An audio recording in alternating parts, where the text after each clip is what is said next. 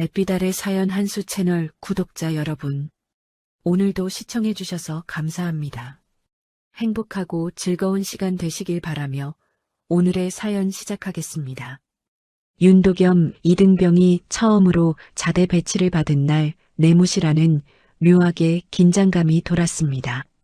신병 자기소개 시간이었죠. 선임들은 팔짱을 낀 채 벽에 기대 서서 하나같이 무표정한 얼굴로 신병들을 후쳐봤습니다. 복도 끝에서 들려오는 발소리, 누군가 침대 프레임을 두드리는 소리, 그리고 묵직하게 가라앉은 침묵. 그 모든 게 윤도겸의 심장을 조여왔어요. 차례가 돌아온 윤도겸은 떨리는 목소리를 가다듬으며 입을 열었습니다. 이등병 윤도겸, 서울대학교 법학과 출신이고 최선을 다해 복무하겠습니다. 말이 끝나자마자 내무실 공기가 달라졌어요. 웃음기가 싹 사라지고 몇몇 선임의 눈빛이 차갑게 변했습니다. 겉으로는 오, 똑똑하네 하며 웃었지만 박준태 상병의 입에서 나온 말은 칼날처럼 날카로웠죠. 법대면 말빨로 군대 빠져나갈 생각은 하지 마라. 여긴 법정 아니니까. 윤도겸은 고개를 숙이며 네, 선임하고 대답했습니다. 하지만 가슴속엔 이미 불안이 스며들기 시작했어요. 왜 저렇게 말하는 걸까? 윤도겸은 아무것도 하지 않았는데 벌써 눈에 띄는 사람이 되어버린 기분이었습니다. 옆에 서 있던 동기 최민석이 슬쩍 윤도겸을 쳐다봤지만 이내 시선을 피했어요. 분위기가 심상치 않다는 걸 최민석도 느낀 겁니다. 그날 이후로 윤도겸의 하루는 이상하게 무거워졌어요. 아침 점호 때마다 유독 윤도겸만 자세 교정을 당했고 턱 당겨, 시선 고정 안 돼 있어 손 각도가 이상해 같은 지적이 끊이질 않았습니다. 청소구역은 늘 가장 더럽고 힘든 곳으로 배정됐죠. 화장실 변기 솔질, 복도 왁스칠, 쓰레기 분리수거장 정리까지 온갖 잡무가 윤도겸에게만 몰렸습니다. 물통 보급 임무도 거의 매일 윤도겸 차지였어요. 무거운 물통을 들고 계단을 오르내릴 때마다 어깨가 빠질 것 같았지만 윤도겸은 입을 다물었습니다. 야간 근무 명단에도 윤도겸 이름이 빠지는 날이 없었죠. 다른 동기들은 이틀에 한 번꼴로 돌아가며 서는데 윤도겸은 거의 매일 밤 초소에 섰습니다. 군대는 원래 이런 건가? 윤도겸은 스스로에게 되뇌었어요. 하지만 동기들과 비교하면 확실히 달랐습니다. 같은 실수를 해도 윤도겸만 혼났고 같은 작업을 해도 윤도겸만 다시 하라는 말을 들었죠. 선임들은 윤도겸을 부를 때 이름 대신 법대라고 불렀습니다. 그 호칭 속엔 비웃음이 섞여 있었어요. 야, 법대. 이거 다시 해. 법대, 창고 정리 내가 해. 마치 윤도겸이란 이름 자체를 지워버리려는 것 같았습니다. 어느 날 저녁 박준태가 윤도겸을 불러 세웠어요. 너 훈련 때 장비 점검 제대로 했어? 윤도겸은 분명히 했다고 대답했지만 박준태는 코웃음을 쳤습니다. 그래. 근데 왜 장갑 하나가 없지? 내가 마지막으로 창고 들어갔잖아. 윤도겸은 할 말을 잃었어요. 억울했지만 말을 길게 하면 변명한다는 소리를 들을 게 뻔했거든요. 그래도 윤도겸은 불평하지 않았습니다. 아침마다 군화끈을 묶을 때면 떠올리는 얼굴이 있었거든요. 홀로 사는 늙은 어머니, 허리가 굽고 손이 거칠어진 어머니가 윤도겸을 보낼 때 했던 말이 아직도 귓가에 맴돌았습니다. 도겸아, 넌 착하게만 살면 돼. 엄마는 괜찮으니까. 윤도겸은 그 한 사람을 지키려고 여기까지 온 겁니다. 면제 사유가 있었지만 스스로 입대를 선택한 이유도 어머니를 혼자 남겨두고 도망치듯 살 수 없었기 때문이었죠. 생계 곤란 사유로 군 복무 면제를 받을 수도 있었어요. 담당 공무원도 이 정도면 충분히 면제 가능하다고 말했습니다. 하지만 윤도겸은 신청서를 접었습니다. 내가 도망가면 어머니는 더 외로워지실 거야. 그 생각 하나로 윤도겸은 훈련소행 버스에 올랐던 겁니다. 그래서 견뎌야 했어요. 아무리 힘들어도, 아무리 억울해도 윤도겸은 이를 악물고 하루하루를 버텨냈습니다. 밤이 되면 윤도겸은 침상 모서리에 앉아 주머니 속 낡은 사진 한 장을 꺼내봤습니다. 어린 시절 찍은 가족 사진이었어요. 사진 속 어머니는 지금보다 훨씬 젊고 밝은 얼굴이었고 옆엔 아버지로 추정되는 군복 입은 남자가 서 있었죠. 윤도겸은 그 사진을 쓰다듬으며 조용히 중얼거렸습니다. 조금만 더 버티면 돼. 조금만. 창밖으로 초소 불빛이 깜빡였고 어디선가 구령 소리가 희미하게 들려왔습니다. 윤도겸은 사진을 다시 주머니 깊숙이 넣고 천천히 눈을 감았어요. 내일도 모레도 버텨야 했으니까요. 며칠 뒤 소대장 면담이 잡혔습니다. 윤도겸은 조심스럽게 상황을 털어놓기로 마음먹었어요. 면담실 문을 열고 들어서자 소대장이 서류를 보다가 고개를 들었습니다. 앉아. 적응은 어때? 짧은 질문이었지만 윤도겸은 그 말 속에서 진심을 느꼈어요. 윤도겸은 한참을 망설이다가 입을 열었습니다. 소대장님, 사실은 저 원래 군 복무 면제 받을 수 있었습니다. 소대장의 손이 잠시 멈췄어요. 뭐? 윤도겸은 천천히 설명했습니다. 생계 곤란과 부양 사유로 면제 신청이 가능했다는 것, 담당 공무원도 충분히 인정된다고 했다는 것, 하지만 윤도겸은 그 길을 선택하지 않았다는 것을요. 어머니가 혼자 계십니다. 아버지는 일찍 돌아가셨고요. 제가 면제받고 집에만 있으면 어머니는 저를 보실 때마다 미안해하실 겁니다. 내 때문에 저 아이가 군대도 못 갔다고 생각하시겠죠. 그게 싫었습니다. 윤도겸의 목소리는 담담했지만 그 안엔 깊은 무게가 실려 있었어요. 소대장은 잠시 말을 잃었습니다. 너 그 상황이면 보통 면제 신청한다. 당연히. 윤도겸은 쓸쓸하게 웃으며 말했죠. 제가 도망가면 어머니는 더 외로워지십니다. 차라리 당당하게 복무하고 돌아가는 게 나을 것 같았어요. 소대장은 고개를 끄덕이며 메모를 했습니다. 알겠다. 힘든 일 있으면 언제든 말해. 윤도겸은 감사하다고 인사하고 면담실을 나왔어요. 그 순간만큼은 조금 마음이 가벼워진 것 같았습니다. 문제는 그 이야기가 소대장에게만 머물지 않았다는 점입니다. 누가 들었는지 어디서 새어나갔는지 모르게 내무실에 소문이 퍼지기 시작했어요. 윤도겸 면제 가능한데 일부러 왔대. 처음엔 대단하다는 말도 섞였습니다. 몇몇 동기들은 윤도겸을 보며 고개를 끄덕이기도 했죠. 하지만 곧 분위기는 뒤집혔습니다. 박준태가 먼저 입을 열었어요. 저거 쇼 아니냐? 법대 출신이 이미지 관리하는 거지 뭐.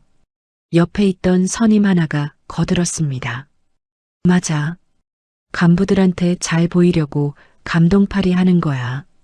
똑똑한 놈들은 다 그래. 그 말이 내무실 안에 빠르게 퍼졌어요. 윤도겸이 착한 사람으로 보이는 순간 질투는 더 날카로워졌습니다. 면제 받을 수 있는데 왔다는 말이 우리보다 잘난 척한다는 말로 바뀌었죠. 저놈은 뭔가 꿍꿍이가 있어. 나중에 전역하고 나서 써먹으려는 거겠지. 근거 없는 추측들이 사실처럼 굳어졌습니다. 박준태는 노골적으로 윤도겸을 건드리기 시작했어요. 너는 군대가 봉사활동이냐?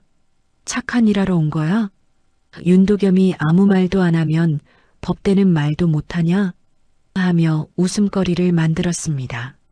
식사 시간에도 훈련 준비 시간에도 박준태의 시선은 늘 윤도겸을 향했어요. 이때부터 누명이 본격적으로 시작됐습니다. 보급품이 하나 없어지면 윤도겸이 먼저 의심받았고 근무 중 작은 실수가 있으면 윤도겸의 탓으로 보고가 올라갔어요. 어느 날은 탄창 덮개가 사라졌는데 박준태가 윤도겸을 불러 세웠습니다. 너 마지막으로 장비 정리했지?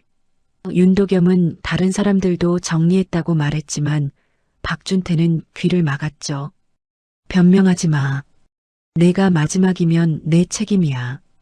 또 다른 날엔 청소 검사에서 먼지가 발견됐는데 그 구역은 윤도겸이 맞지도 않은 곳이었어요. 하지만 박준태는 우겼습니다. 내가 전체 청소 총괄이었잖아. 확인 안 한 내 잘못이지. 윤도겸은 할 말을 잃었습니다. 뭘 해도 잘못이 되고 뭘 안 해도 잘못이 됐어요. 동기 최민석은 윤도겸을 도와주고 싶었지만 분위기에 눌려 입이 떨어지지 않았습니다. 최민석은 속으로만 끓었어요. 이게 말이 되나, 도겸이는 아무 잘못도 안 했는데. 하지만 최민석도 신병이었고 선임들의 눈치를 볼 수밖에 없었습니다. 최민석이 윤도겸을 감싸는 순간 자신도 같은 처지가 될 게 뻔했으니까요. 윤도겸은 모든 걸 견디며 버텼지만 마음 한구석에서 처음으로 흔들리기 시작했어요. 내가 왜 여기까지 와서 이런 일을 겪어야 하지? 밤마다 침대에 누우면 그 생각이 머릿속을 맴돌았습니다. 면제 신청서를 접었던 그날이 떠올랐어요. 그때 그냥 신청했으면 아니야.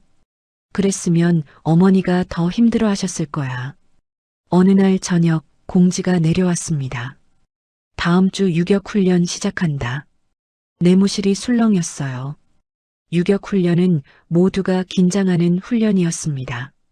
로프 하강, 참호 전투, 각계 전투까지 체력과 정신력을 동시에 시험하는 고된 과정이었죠. 윤도겸은 이상하게 더 긴장됐습니다. 박준태의 눈빛이 달라졌거든요. 훈련장에서 끝내겠다는 느낌이 역력했어요. 박준태는 동기들에게 슬쩍 말을 흘렸습니다.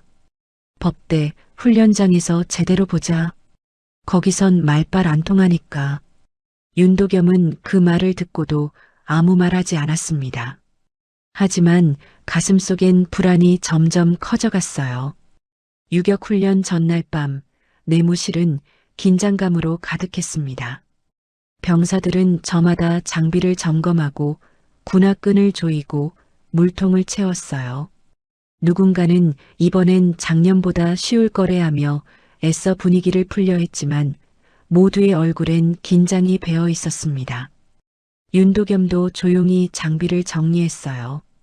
철모, 방탄복, 수통, 그리고 주머니 속 낡은 사진. 윤도겸은 사진을 꺼내 한참 들여다봤습니다. 어린 자신과 어머니, 그리고 아버지로 추정되는 군복 입은 남자. 사진 속 세 사람은 모두 웃고 있었어요. 윤도겸은 사진을 조심스럽게 접어 군복 안주머니 깊숙이 넣었습니다. 이것만은 잃어버리면 안 돼. 박준태가 윤도겸 쪽을 힐끗 쳐다보며 비웃듯 말했어요. 법대, 내일 훈련장에서 제대로 보자. 거기선 머리로 안 돼. 몸으로 해야 하니까. 윤도겸은 대답하지 않았습니다. 대답해봤자 트집을 잡을 게 뻔했으니까요. 박준태는 코웃음을 치며 돌아섰죠. 다음 날 새벽 부대는 일찍부터 소란스러웠습니다. 기상, 5분 안에 집합. 구령 소리가 복도를 울렸고 병사들은 잠을 털어내며 황급히 옷을 챙겨 입었어요. 윤도겸도 서둘러 전투복을 입고 장비를 메고 밖으로 나갔습니다. 하늘은 아직 어두웠고 차가운 새벽 공기가 얼굴을 때렸어요. 트럭에 올라탔을 때 박준태는 일부러 윤도겸 옆에 앉았습니다. 긴장되냐? 법대. 윤도겸은 고개를 끄덕였어요. 네, 선임. 박준태는 낮게 웃으며 말했습니다. 긴장하는 게 맞지. 훈련장은 내무실이랑 다르거든. 거기선 실수하면 큰일 나. 트럭이 출발했고 윤도겸은 창밖을 내다봤습니다. 점점 멀어지는 부대, 그리고 앞으로 펼쳐질 유격장. 윤도겸의 손은 무의식 중에 주머니 속 사진을 만지작거렸어요. 어머니, 제가 무사히 돌아갈게요. 유격장에 도착하자 교관들이 나와 대기하고 있었습니다. 집합, 전원 장비 점검. 병사들은 일렬로 늘어서서 장비를 점검받았어요.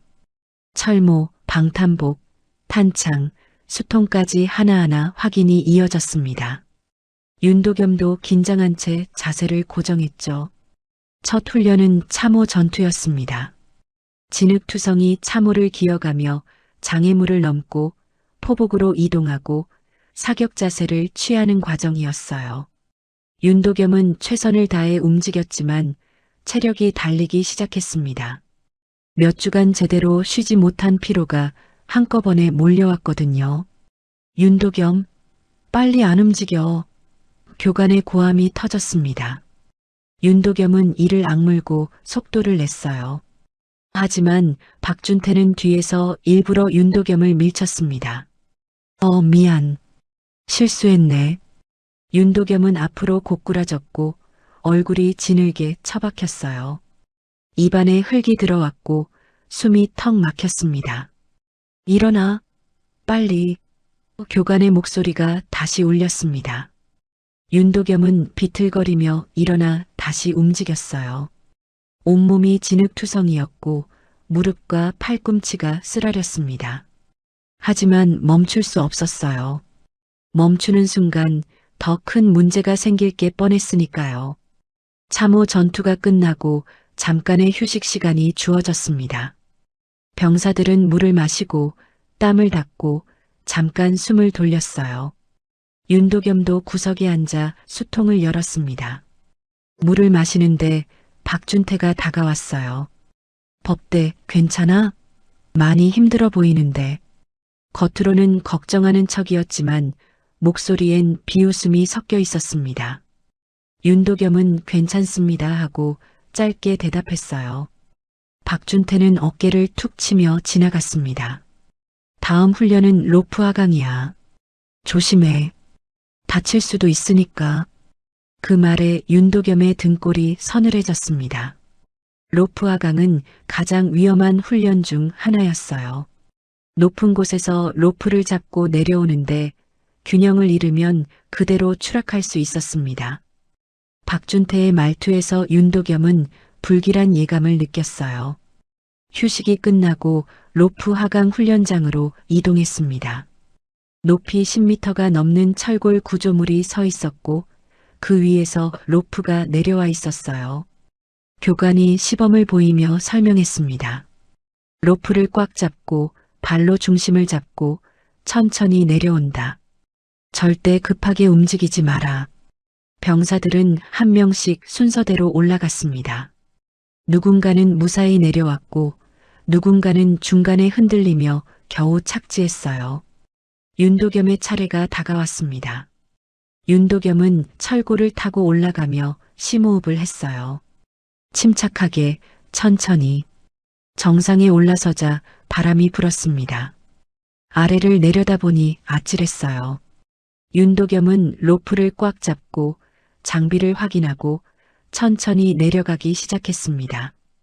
바로 그때 박준태가 뒤에서 아주 자연스럽게 윤도겸의 장비끈을 건드렸어요. 눈치채기 어려울 정도로 살짝 이었습니다.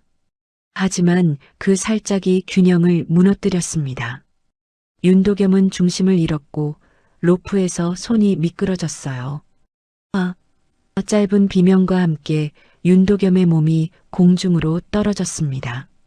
시간이 느리게 흘러가는 것 같았어요. 하늘이 보이고 구름이 보이고 그리고 순간적으로 어머니 얼굴이 스쳤습니다. 쿵! 윤도겸은 흙바닥에 굴러떨어졌습니다. 충격이 온몸을 관통했고 숨이 턱 막혔어요. 귀에서 삑 하는 이명소리가 심하게 울렸고 눈앞이 하얗게 변했습니다. 장비가 부딪히며 주머니 속 물건들이 튀어나왔어요.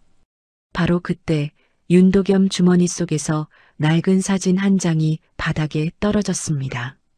진흙 위에 펼쳐진 사진. 비에 젖어 가장자리가 약간 찢어진 하지만 윤도겸이 가장 소중히 여기던 그 사진이었어요. 윤도겸은 아직 정신이 제대로 돌아오지 않은 상태였지만 반사적으로 몸을 움직였습니다. 사진. 윤도겸은 비틀거리며 손을 뻗어 사진을 감싸려 했어요. 그 행동이 너무 절박해서 주변이 잠깐 조용해졌습니다. 교관도 병사들도 박준태조차 그 순간만큼은 말을 잃었죠. 윤도겸의 손이 떨리고 있었거든요. 마치 세상에서 가장 소중한 걸 잃어버릴까봐 두려워하는 사람처럼요. 훈련장을 시찰하던 강현우 사단장이 우연히 바로 옆을 지나던 중이었습니다. 강현우는 멀리서 소란을 보고 걸음을 멈췄어요. 누가 다쳤나? 강현우는 천천히 다가가며 상황을 파악하려 했습니다. 그리고 흙바닥에 떨어진 사진을 보았죠. 처음엔 그냥 지나칠 뻔했습니다. 하지만 강현우의 시선이 사진에 고정됐어요. 진흙이 묻어 잘 보이지 않았지만 사진 속 한 사람의 얼굴이 강현우의 발걸음을 완전히 멈추게 만들었습니다. 강현우는 천천히 몸을 숙였습니다. 사진을 집어들고 진흙을 조심스럽게 털어냈어요. 그리고 사진을 자세히 들여다보는 순간 강현우의 얼굴이 하얗게 질렸습니다. 사진 속엔 어린아이가 있었습니다. 그 옆엔 늙은 여자가 아이를 안고 웃고 있었고 그 뒤엔 군복을 입은 남자가 서 있었어요. 그 남자의 계급장은 사성별 넷이었고 얼굴은 강현우가 너무나 잘 아는 얼굴이었습니다. 현 합참의장. 강현우의 손이 미세하게 떨리기 시작했습니다. 이게 설마 강현우는 사진을 든 채 윤도겸을 내려다봤어요. 윤도겸은 여전히 바닥에 쓰러진 채 사진을 향해 손을 뻗고 있었습니다. 제발 사진. 강현우는 주변을 둘러봤습니다. 교관들이 긴장한 표정으로 서 있었고 병사들은 무슨 일인지 몰라 웅성거렸어요. 박준태는 뒤로 한 발 물러서며 불안한 기색을 보였습니다. 강현우는 깊게 숨을 들이마셨어요. 그리고 다음 순간 믿기 힘든 장면이 벌어졌습니다. 강현우가 무릎을 꿇었습니다. 훈련장 전체가 얼어붙었습니다. 사단장이 무릎을 꿇는다는 건 상상할 수 없는 일이었어요. 간부들은 눈을 의심했고 병사들은 숨조차 제대로 쉬지 못했습니다. 박준태의 얼굴에서 혈색이 싹 사라졌죠. 강현우는 사진을 꼭 쥔 채 윤도겸에게 조용히 말했습니다. 이등병 윤도겸. 목소리는 낮았지만 그 안엔 뭔가 묵직한 감정이 담겨 있었어요. 윤도겸은 간신히 고개를 들었습니다. 예. 이 사진 내 가족인가? 윤도겸은 고개를 끄덕였습니다. 내 어머니랑. 그리고 말이 끊겼어요. 윤도겸은 아버지에 대해 말하지 못했습니다. 어릴 때 돌아가셨고 그 이후로는 어머니와 단둘이 살았다는 것밖엔 기억이 없었거든요. 강현우는 사진을 조심스럽게 윤도겸에게 건넸습니다. 다치진 않았나? 윤도겸은 괜찮습니다 하고 대답했지만 몸은 떨리고 있었어요. 강현우는 천천히 일어서며 주변을 날카롭게 둘러봤습니다. 훈련 계속한다. 강현우의 목소리는 차갑고 단호했습니다. 애써 흐트러진 분위기를 억지로 덮으려는 듯 했어요. 교관들은 황급히 예 하고 대답했고 병사들도 다시 자리로 돌아갔습니다. 하지만 모두의 머릿속엔 방금 본 장면이 지워지지 않았죠. 사단장님이 왜 무릎을 꿇으신 거지? 강현우는 돌아서며 보좌관을 불렀습니다. 잠깐 따라와. 보좌관은 긴장한 표정으로 강현우를 따라갔어요. 훈련장에서 조금 떨어진 곳으로 이동하자 강현우는 낮고 빠르게 말했습니다. 아무도 모르게 조사해. 이등병 윤도겸. 생활관, 보고라인, 선임들 전부 다. 보좌관은 눈을 크게 떴습니다. 사단장님, 무슨 일이? 강현우는 손을 들어 말을 막았어요. 묻지 마. 최대한 빠르게, 조용히 움직여. 오늘 밤까지 보고 올려. 보좌관은 사단장이 이렇게 떨리는 걸 본 적이 없었습니다. 강현우의 손은 여전히 미세하게 떨리고 있었고 얼굴엔 식은땀이 맺혀 있었어요. 예, 알겠습니다. 보좌관은 황급히 자리를 떠났습니다. 강현우는 혼자 남아 하늘을 올려다봤습니다. 합참의장의 아들. 강현우는 주먹을 꽉 쥐었어요. 만약 이게 사실이라면, 그리고 만약 이 병사에게 가혹행위가 있었다면 이건 사단 차원에서 끝날 문제가 아니었습니다. 밤이 되자 조사보고가 올라왔습니다. 보좌관은 두꺼운 서류 뭉치를 들고 사단장실 문을 두드렸어요. 사단장님, 보고 올립니다. 강현우는 서류를 받아들고 한 장 한 장 넘기기 시작했습니다. 윤도겸을 둘러싼 이상한 징계 움직임, 반복되는 폭언 기록, 분실물 누명, 야간 근무 편중 배치, 그리고 폐쇄된 공간에서의 폭력 정황까지. 보고는 빠르게 하나의 결론으로 모였습니다. 가혹행위가 개인 일탈이 아니라 내무실과 일부 간부까지 얽힌 조직적 은폐라는 사실이었습니다. 강현우는 서류를 내려놓고 눈을 감았습니다. 머리가 차갑게 식는 걸 느꼈어요. 내 선에서 수습하려고 하면 오히려 덮으려 했던 지휘관이 된다. 강현우는 판단했습니다. 이 사건은 사단이 감당할 수 있는 사건이 아니었습니다. 새벽 강현우는 조용한 방에서 전화를 걸었습니다. 손이 떨렸어요.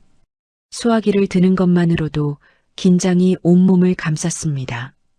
전화벨이 2번 울리고 상대방이 받았어요. 목소리는 낮고 침착했지만 그 안엔 권위가 담겨 있었습니다. 강현우 사단장입니다. 말해. 강현우는 숨을 깊게 들이마셨습니다. 보고 드립니다. 유격 훈련 중에 사진을 확인했습니다. 침묵이 길게 흘렀어요. 그 침묵이 더 무서웠습니다. 강현우는 식은땀이 등을 타고 흐르는 걸 느꼈죠. 합참의장은 한참 뒤에야 입을 열었습니다. 사진? 예. 이등병 윤도겸이라는 병사가 소지하고 있던 가족 사진입니다. 사진 속에 의장님께서 계셨습니다. 다시 침묵이 흘렀습니다. 이번엔 더 길었어요. 강현우는 숨소리조차 조심스럽게 냈습니다. 합참의장의 목소리가 다시 들렸을 때 그 목소리엔 미세한 떨림이 섞여 있었어요. 상황은. 강현우는 보고서를 펼쳐들고 천천히 설명했습니다. 윤도겸 이등병은 입대 후 지속적인 가혹행위를 받아온 것으로 확인됩니다. 선임들의 반복적인 폭언, 업무 편중, 누명 씌우기 등이 조직적으로 이루어졌습니다. 일부 간부들도 이를 묵인하거나 은폐한 정황이 있습니다. 가혹행위인가? 강현우는 이를 악물었습니다. 예, 은폐 정황도 있습니다. 합참의장은 잠시 말이 없었습니다.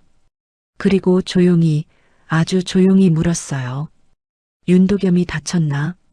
로프 하강 중 추락했습니다. 다행히 큰 부상은 없으나 정황상 우발적 사고가 아닐 가능성이 높습니다. 전화 너머로 깊은 한숨이 들렸습니다. 합참의장은 한참을 침묵하다가 말했어요. 알겠다. 사단장은 그대로 대기해. 내가 직접 움직이겠다. 예, 의장님. 전화가 끊겼습니다. 강현우는 수화기를 내려놓고 창밖을 바라봤어요. 동이 트기 시작했고 하늘은 붉게 물들어가고 있었습니다. 강현우는 주먹을 꽉 쥐었죠. 이제 시작이다. 그날 아침 하늘에서 헬기 소리가 들려왔습니다. 처음엔 한 대, 그 다음 2대, 3대. 부대 전체가 술렁이기 시작했어요. 병사들은 훈련을 멈추고 하늘을 올려다봤고 간부들은 긴장한 표정으로 서로를 쳐다봤습니다. 무슨 일이야? 헬기가 왜 이렇게 많이 와? 감찰 아니야? 웅성거림이 커졌습니다.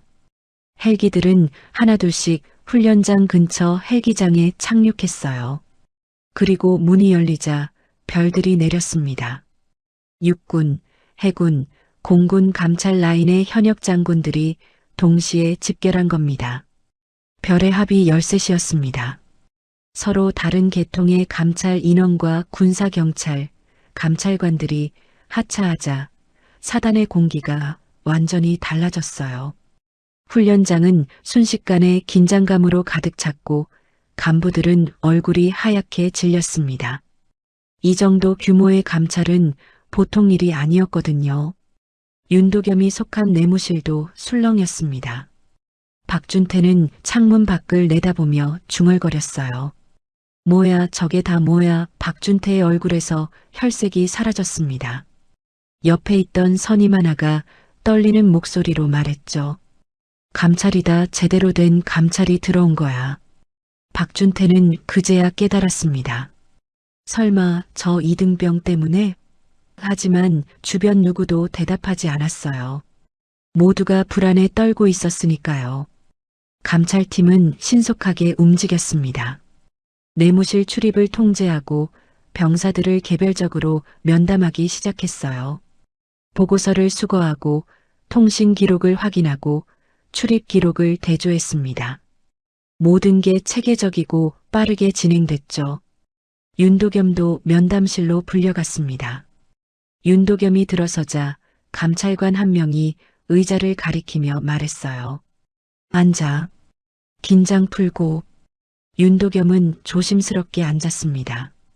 감찰관은 서류를 펼쳐놓고 천천히 질문을 시작했어요. 자대 배치 이후 어떤 일들이 있었나? 윤도겸은 처음엔 말을 아꼈습니다. 이걸 말하면 더 큰일 나는 거 아닐까? 하지만 감찰관의 눈빛은 진지했어요. 내가 겪은 일을 있는 그대로 말해줘. 여긴 안전해. 윤도겸은 천천히 입을 열었습니다. 자기소개 때부터 시작된 따돌림, 반복된 폭언, 누명, 업무 편중, 그리고 유격훈련 중 로프에서 떨어진 일까지. 윤도겸이 말하는 동안 감찰관은 한 글자도 놓치지 않고 기록했어요. 로프에서 떨어졌을 때 누가 내 옆에 있었나? 박준태 상병이었습니다. 그때 상황을 자세히 설명해 줄 수 있나? 윤도겸은 기억을 되살렸습니다. 로프를 잡고 내려가려는데 뒤에서 뭔가 건드려진 느낌이 들었습니다. 그리고 균형이 무너졌어요. 확실하진 않지만 일부러 그런 것 같았습니다. 감찰관은 고개를 끄덕이며 메모를 마저 했습니다. 알겠다. 수고했어. 나가봐도 돼. 윤도겸이 면담실을 나오자 복도에서 박준태와 마주쳤습니다. 박준태는 윤도겸을 보며 눈을 부라렸어요. 너 뭐라고 말한 거야? 윤도겸은 대답하지 않고 그냥 지나쳤습니다. 박준태는 주먹을 꽉 쥐었지만 감찰관들이 지켜보고 있어서 아무것도 할 수 없었죠. 밤이 되자 감찰팀은 중간 보고를 정리했습니다. 보고서들이 대조되고 통신 기록과 출입 기록이 맞춰졌어요. 작은 누명들이 줄줄이 엮이면서 하나의 큰 줄기가 드러났습니다. 윤도겸을 문제병사로 만들기 위한 조직적 작업이었습니다. 강현우는 보고를 받고 눈을 감았습니다. 예상했던 것보다 심각하다. 강현우는 다시 합참의장에게 전화를 걸었어요. 의장님, 중간 보고 올립니다. 조직적 가혹행위 및 은폐가 확인됐습니다. 합참의장은 잠시 침묵하다가 말했습니다. 계속 진행해. 끝까지 밝혀내. 예, 의장님. 문이 닫힌 겁니다. 이제 돌이킬 수 없었어요. 감찰은 단숨에 핵심을 찔렀습니다. 이틀째 되는 날 감찰팀은 박준태와 관련 선임들을 차례로 불러들였어요. 면담실은 긴장감으로 가득 찼고 복도에서 대기하는 병사들은 불안에 떨었습니다. 박준태가 면담실에 들어서자 감찰관 3명이 앉아 있었어요. 중앙에 앉은 감찰관이 서류를 펼치며 말했습니다. 앉아. 박준태는 의자에 앉으며 애써 침착한 척했지만 손은 미세하게 떨리고 있었어요. 이등병 윤도겸과의 관계에 대해 물어보겠다. 박준태는 목을 가다듬었습니다. 특별한 관계는 없습니다. 그냥 같은 소대 선우임 관계입니다. 감찰관은 서류를 한 장 넘기며 물었어요. 그럼 왜 윤도겸 이등병에게만 유독 업무가 집중됐나? 지난 한 달간 야간 근무 기록을 보면 윤도겸은 26번 근무를 섰다. 같은 기수 병사들은 평균 12번이고 박준태는 말문이 막혔습니다. 그건 제가 배정한 게 아니라 근무 배정은 상병 계급자가 한다. 내가 했다는 얘기지. 박준태는 식은땀이 흘렀어요. 그냥 윤도겸이 일을 잘해서 믿고 맡긴 겁니다. 감찰관은 눈을 가늘게 떴습니다. 믿고 맡긴 거면 왜 매번 폭언이 동반됐나? 여기 윤도겸 이등병 외에도 5명의 병사가 내 폭언을 증언했다. 법대는 말도 못하냐. 쇼하지 마라. 간부들한테 잘 보이려고 한다. 이런 말들을 반복적으로 했다고 하던데. 박준태의 얼굴이 창백해졌습니다. 그건 농담이었습니다. 군대에서 흔히 하는 농담? 감찰관은 서류를 탁 내려놓았어요. 장비 분실 사건 때도 윤도겸을 지목했지. 하지만 나중에 다른 병사 침상에서 발견됐다. 그때 사과했나? 박준태는 입을 다물었습니다. 대답할 수 없었어요. 사과 같은 건 한 적이 없었으니까요. 감찰관은 계속해서 질문을 이어갔습니다. 유격훈련 로프 하강 때 내가 윤도겸 바로 뒤에 있었다. 맞나? 예, 맞습니다. 윤도겸이 떨어지기 직전 무슨 일이 있었나? 박준태는 잠시 망설였습니다. 아무 일도 없었습니다.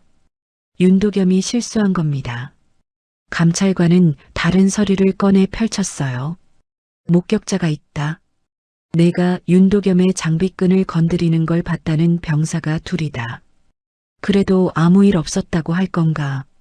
박준태는 완전히 얼어붙었습니다. 누가 봤다고? 박준태는 처음엔 강하게 버티려 했어요. 그건 오해입니다. 제가 왜 그런 짓을... 감찰관은 손을 들어 말을 막았습니다. 오해가 아니야. 증거가 있어. 그리고 내가 왜 그랬는지도 우린 안다. 윤도겸이 반듯하니까 내 잘못이 드러날까봐 두려웠던 거지. 맞나? 박준태는 입술을 깨물었습니다. 더 이상 변명할 수 없었어요. 감찰관의 눈빛은 차갑고 날카로웠습니다. 훈련 중 발생한 통제였다고 주장할 건가? 아니면 윤도겸이 대들었다고 할 건가? 부대 질서를 위해서였다고 할 건가? 박준태는 그 말들을 하려다가 멈췄습니다.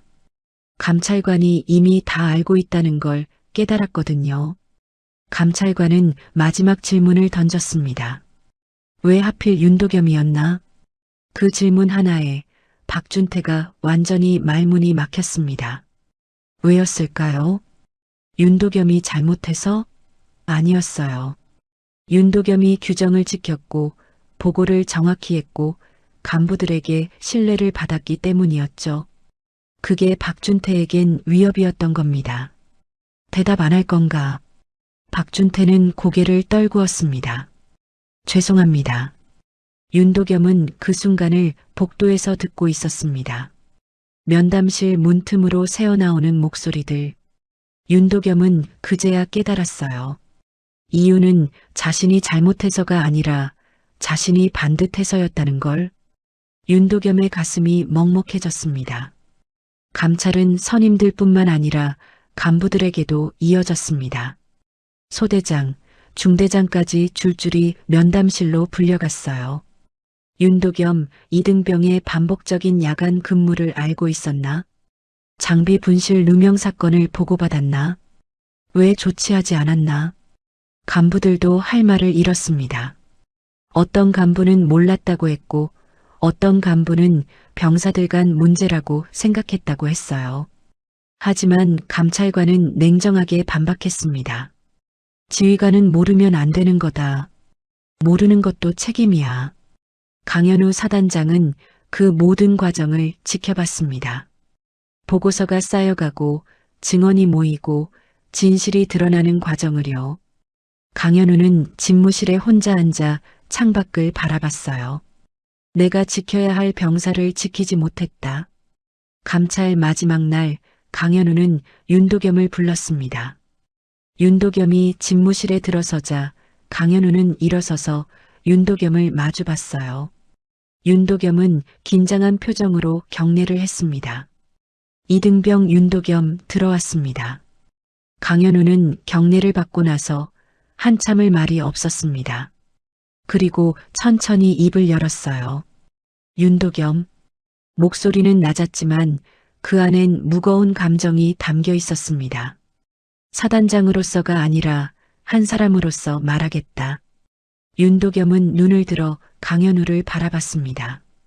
강현우는 계급장을 내려다보며 말했어요. 강현우가 지켜야 할 병사를 지키지 못했다. 내가 겪은 일들을 내가 미리 알았어야 했다. 하지만 몰랐고 막지 못했다. 그리고 그 자리에서 강현우는 다시 무릎을 굽혔습니다. 이번엔 놀람이 아니라 사과였어요. 윤도겸은 깜짝 놀라 손을 내저었습니다. 사단장님 안 됩니다. 일어나셔야. 하지만 강현우는 일어나지 않았습니다. 미안하다. 진심으로 미안하다. 윤도겸의 눈에 눈물이 맺혔습니다. 지금껏 참아왔던 감정들이 한꺼번에 터져 나오려는 것 같았어요. 강현우는 천천히 일어서며 윤도겸의 어깨에 손을 얹었습니다. 이제 안전하다. 내가 더 이상 혼자 버티지 않아도 된다. 윤도겸은 고개를 숙이며 눈물을 참았습니다. 감사합니다. 감찰 결과가 최종 정리됐습니다. 회의실에는 감찰관들과 강현우 사단장, 그리고 주요 간부들이 모여 앉았어요. 중앙에 놓인 보고서는 두껍게 쌓여 있었고 그 안엔 지난 몇 달간의 모든 진실이 담겨 있었습니다. 감찰단장이 입을 열었습니다. 이번 사건은 단순 가혹행위가 아닙니다. 조직적 은폐, 간부 묵인, 그리고 피해자를 문제병사로 조작하려는 시도까지 확인됐습니다. 회의실 안은 무겁게 가라앉았어요. 몇몇 간부들은 고개를 들지 못했습니다. 박준태 상병을 포함한 선임 4명은 직접적인 가혹행위 가담자로 분류됩니다. 소대장과 중대장은 인지했음에도 조치하지 않은 책임이 있습니다. 이는 군형법 위반에 해당합니다. 강현우는 보고서를 받아들고 한 장 한 장 넘겼어요. 날짜별로 정리된 폭언 기록, 업무 편중 현황, 누명 관련 증언들, 모든 게 명확했습니다. 강현우는 이를 악물었죠. 어떻게 이런 일이 내 부대에서? 감찰단장이 계속해서 말했습니다.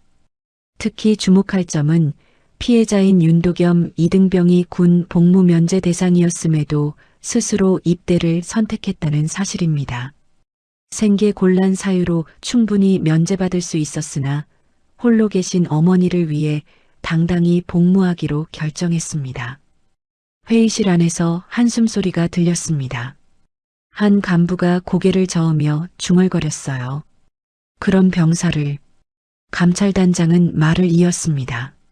그런 병사를 조직적으로 괴롭혔다는 것은 단순히 개인의 일탈이 아닙니다.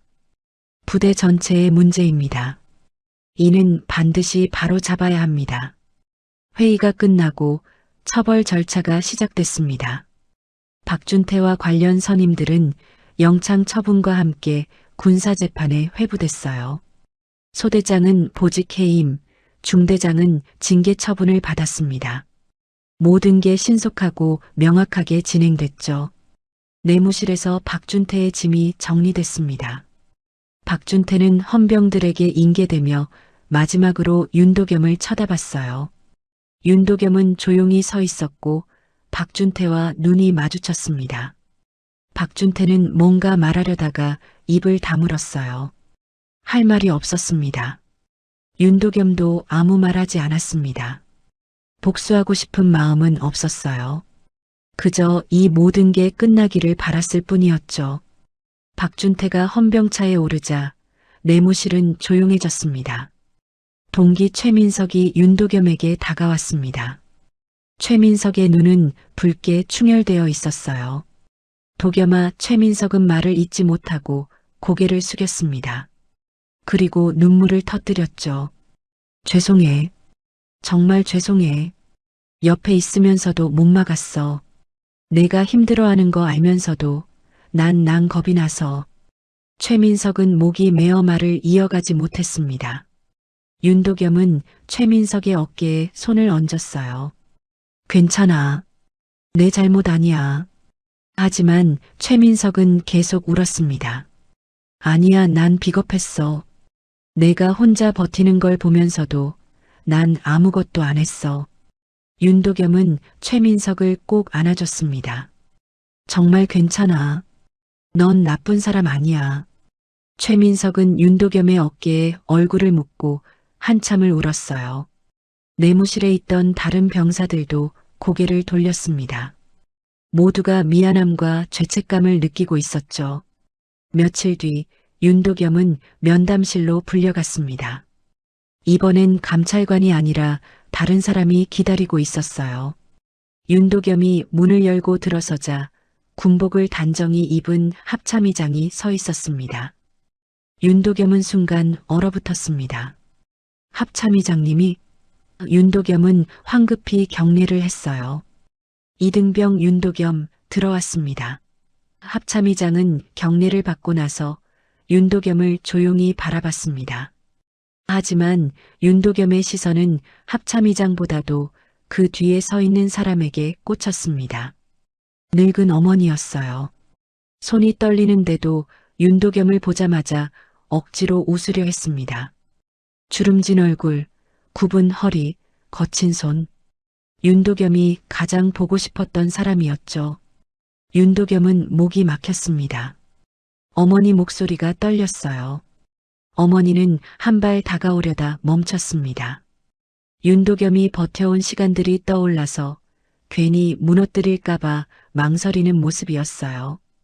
도겸아, 많이 힘들었지. 어머니의 목소리는 작게 떨렸습니다. 윤도겸은 고개를 저었어요. 아니에요. 괜찮았어요. 하지만 눈에선 눈물이 흘러내렸습니다. 윤도겸은 참으려 했지만 어머니 앞에선 참을 수가 없었어요. 합참의장은 한참 말이 없다가 아주 낮은 목소리로 말했습니다. 윤도겸. 윤도겸은 눈물을 닦으며 고개를 들었어요. 합참의장은 사진 한 장을 꺼내 들었습니다. 윤도겸이 유격장에서 떨어뜨렸던 그 사진이었죠. 내가 면제될 수 있었던 걸 알면서도 왔다고 들었다. 윤도겸은 고개를 숙였습니다. 예, 맞습니다. 왜 그랬나? 윤도겸은 잠시 말을 고르다가 천천히 대답했습니다. 어머니 혼자 두면 제가 사람이 아닌 것 같아서요. 면제받고 집에만 있으면 어머니는 저를 보실 때마다 미안해 하실 거예요. 내 때문에 저 아이가 군대도 못 갔다고요. 그게 싫었습니다. 그 말에 합참의장의 눈가가 순간 흔들렸습니다. 합참의장은 계급장을 바라보다가 손을 들어 조용히 눌러 만지며 말했어요. 내가 지켜낸 건 군대가 아니라 어머니였구나. 윤도겸은 눈물을 참지 못하고 고개를 숙였습니다. 어머니는 윤도겸에게 다가가 등을 쓰다듬어 주었어요. 착한 우리 아들 정말 고생 많았다. 합참의장은 두 사람을 바라보며 천천히 말했습니다. 이제 안전하다.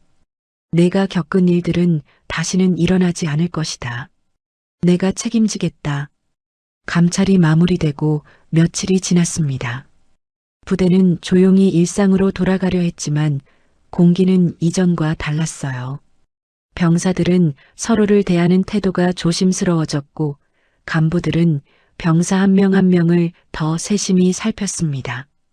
윤도겸은 여전히 같은 내무실에 있었습니다. 하지만 이제는 아무도 윤도겸을 함부로 대하지 않았어요. 오히려 미안한 눈빛으로 바라보는 사람들이 많았죠. 윤도겸은 그런 시선들이 불편했지만 애써 평범하게 지내려 노력했습니다. 어느 날 저녁 강현우 사단장이 윤도겸을 다시 불렀습니다. 윤도겸이 집무실에 들어서자 강현우는 창가에 서서 밖을 내다보고 있었어요. 앉아. 윤도겸은 조심스럽게 의자에 앉았습니다. 강현우는 한참을 말없이 서 있다가 천천히 돌아서며 윤도겸을 바라봤어요. 윤도겸, 내가 바라는 게 뭔가? 윤도겸은 잠시 생각했습니다. 복수? 아니었어요. 보상? 그것도 아니었습니다. 사람답게 살 수 있는 자리요. 강현우는 고개를 끄덕였습니다. 그게 뭔가? 윤도겸은 천천히 말했어요. 제가 겪은 일들이 다시는 일어나지 않았으면 좋겠습니다. 다른 병사들도 저처럼 혼자 버티지 않았으면 좋겠어요. 그리고 어머니께 떳떳한 아들이 되고 싶습니다. 강현우는 윤도겸의 말을 듣고 깊게 숨을 들이마셨습니다. 알겠다. 그렇게 하겠다. 강현우는 책상 위 서류를 집어들었어요. 부대는 공개적으로 재발 방지 체계를 구축할 것이다. 피해자 보호 제도를 만들고 익명 신고 시스템을 도입한다. 그리고 모든 간부와 병사에게 교육을 실시할 예정이다. 윤도겸은 고개를 숙였습니다. 감사합니다. 강현우는 윤도겸에게 다가가 어깨에 손을 얹었어요. 내가 용기 내준 덕분이다. 내가 아니었으면 이 문제는 계속 묻혔을 것이다. 그날 밤 윤도겸은 내무실로 돌아와 침대에 누웠습니다. 창밖으로 달빛이 들어왔고 부대는 고요했어요. 윤도겸은 주머니에서 사진을 꺼내 펼쳐봤습니다. 어린 자신과 어머니 그리고 아버지 세 사람이 함께 웃고 있는 사진이었죠. 윤도겸은 사진을 쓰다듬으며 조용히 중얼거렸습니다. 이제 괜찮을 것 같아요. 어머니. 다음 날 부대는 전체 집합을 했습니다. 강현우 사단장이 단상에 올라 병사들을 바라봤어요. 오늘 이 자리는 우리 부대가 변화하는 시작점이다. 지난 일들을 반성하고 앞으로 나아가기 위한 자리다. 강현우는 또렷한 목소리로 말했습니다. 가혹행위는 절대 용납되지 않는다. 어떤 이유로도 어떤 상황에서도 마찬가지다. 우리는 전우다. 서로를 지켜야 할 사람들이다. 그걸 잊지 마라. 병사들은 숙연한 표정으로 고개를 끄덕였습니다. 최민석은 윤도겸을 힐끗 쳐다보며 작게 웃었어요. 윤도겸도 미소로 화답했습니다. 며칠 뒤 윤도겸은 면회를 신청했습니다. 면회실에 들어서자 어머니가 기다리고 있었어요. 어머니는 윤도겸을 보자마자 눈물을 글썽였습니다. 도겸아. 윤도겸은 어머니에게 다가가 손을 잡았습니다. 어머니, 이제 괜찮아요. 정말 괜찮아요. 어머니는 윤도겸의 손을 꽉 쥐며 말했어요. 고생 많았다. 정말 많이 힘들었지. 윤도겸은 고개를 저었습니다. 아니에요. 저 덕분에 많은 게 바뀌었어요. 이제 다른 병사들은 저처럼 힘들지 않을 거예요. 어머니는 윤도겸의 얼굴을 쓰다듬으며 조용히 말했습니다. 도겸아, 너는 버려진 게 아니야. 너는 정말 소중한 아이야. 엄마한테도 이 세상한테도. 윤도겸은 눈물을 참지 못하고 고개를 숙였습니다. 어머니의 품에 안겨 한참을 울었어요. 그동안 참았던 모든 감정들이 쏟아져 나왔습니다. 어머니는 윤도겸의 등을 토닥이며 계속 말했습니다. 괜찮아, 이제 다 괜찮아. 면회가 끝나고 윤도겸은 다시 훈련장으로 향했습니다. 오늘은 기본 체력 훈련이 예정되어 있었어요. 윤도겸은 군복을 입고 군화끈을 단단히 묶고 훈련장에 섰습니다. 이번엔 고개를 숙이지 않았습니다. 윤도겸은 허리를 펴고 정면을 바라봤어요. 옆에 선 최민석이 말했습니다. 도겸아, 오늘 훈련 같이 뛰자. 윤도겸은 웃으며 대답했죠. 그래, 같이 뛰자. 훈련이 시작됐고 윤도겸은 최선을 다해 뛰었습니다. 힘들었지만 이젠 혼자가 아니었어요. 최민석이 옆에서 함께 뛰었고 다른 동기들도 윤도겸을 응원했습니다. 윤도겸 할 수 있어. 조금만 더. 윤도겸은 그 목소리들을 들으며 계속 뛰었습니다. 땀이 흘렀고 숨이 찼지만 마음은 가벼웠어요. 처음으로 군대가 견딜 만한 곳처럼 느껴졌습니다. 훈련이 끝나고 윤도겸은 잠시 쉬며 주머니 속 사진을 꺼냈습니다. 사진은 여전히 낡았지만 윤도겸에겐 가장 소중한 물건이었어요. 윤도겸은 사진을 펼쳐보고 조심스럽게 다시 접어 가슴 쪽에 넣었습니다. 하늘을 올려다보니 구름이 천천히 흘러가고 있었습니다. 바람이 불었고 부대 깃발이 펄럭였어요. 윤도겸은 깊게 숨을 들이마셨습니다. 공기가 달랐습니다. 이제는 숨을 쉴 수 있었어요. 최민석이 다가와 말했습니다. 도겸아, 저녁 먹으러 가자.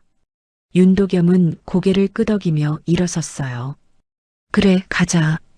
두 사람은 나란히 걸으며 식당으로 향했습니다. 윤도겸의 얼굴엔 처음으로 진짜 미소가 걸려 있었어요. 억지로 짓는 미소가 아니라 마음 깊은 곳에서 우러나온 미소였습니다.